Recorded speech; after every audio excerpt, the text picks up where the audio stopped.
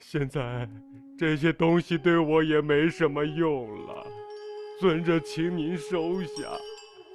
您如果不收，但是无论如何，请允许作为弟子们的修道资助吧。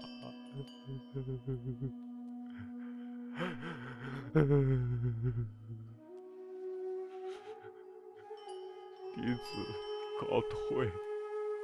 徒儿们，我坐在此处的用意是要使造大罪的人生忏悔心，让他们解脱。而我要死在民间村落，如同皇帝死在百姓家一样，我要到去挖坟地去。上师啊，尊师抱病，哪里经受得住这跋涉的辛苦啊？我们用轿子抬你去吧。我有病无病不理，死或不死也不理。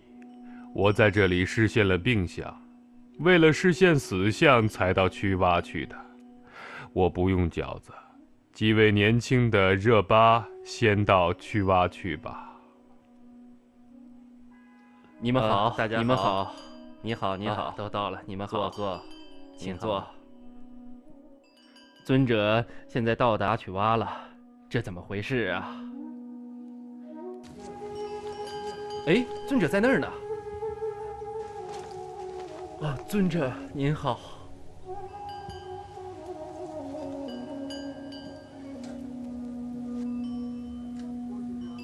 啊？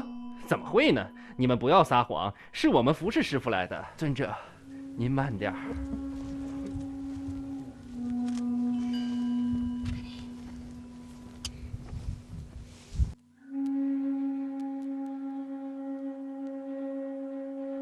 您慢点儿。哈哈哈，那天尊者可是和我们在一起的呀。啊，上师你好，上师。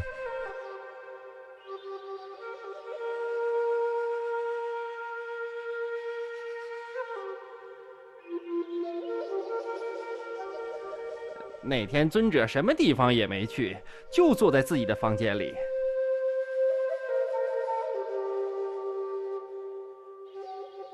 呵呵，你们可不要说谎啊！我可亲眼见到了，那天尊者是在扎克讲法的。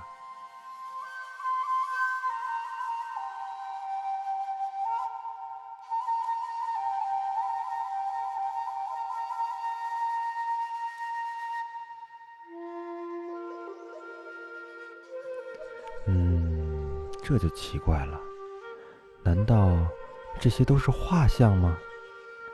无论如何，我们去问一问尊者吧。好的，我们这就去问问尊者。好，走吧。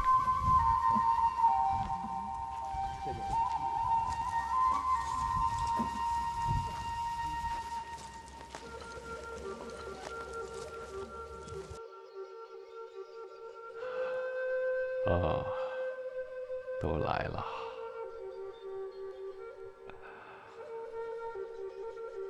尊者，我们在不同的地方都看到尊者，这是怎么回事啊？哈哈，那我是开玩笑的。啊，哈哈。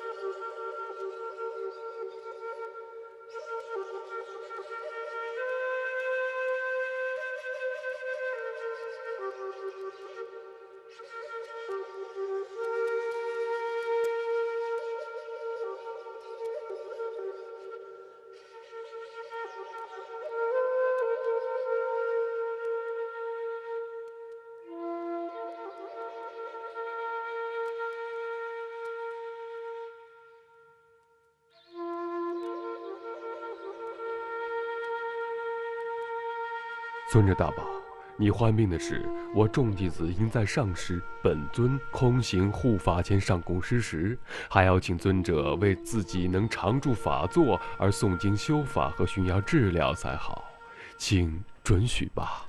哦，不需要。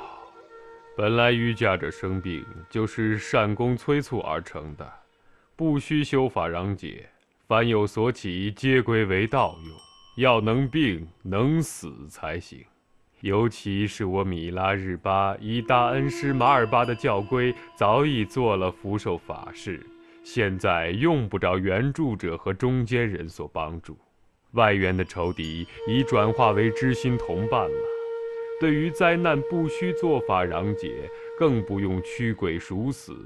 那不祥的臆想出来的魔鬼已经露面，成为修习4种事业的护法神了，用不着去配6珍品等药。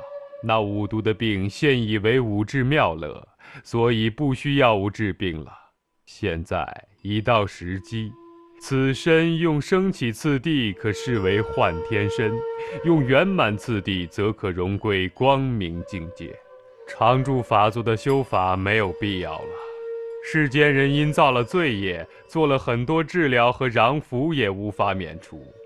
即使是国王的权势、勇士的武艺、美女的姿色、富翁的财富、神行者的尿床毛腿、善说者的辩才也罢，或是用锡、曾、怀珠等事业也罢，总之，不管什么方法都不能免除，肯定自己要承受这后果的。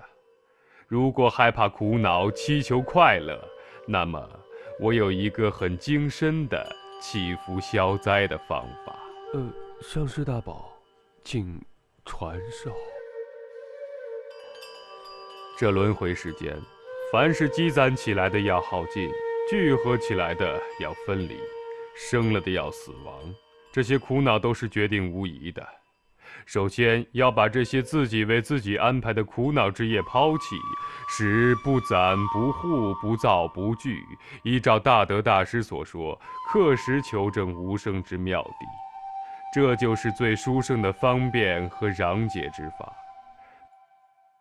此外，我还有重要的遗嘱留在以后再说，不要忘了。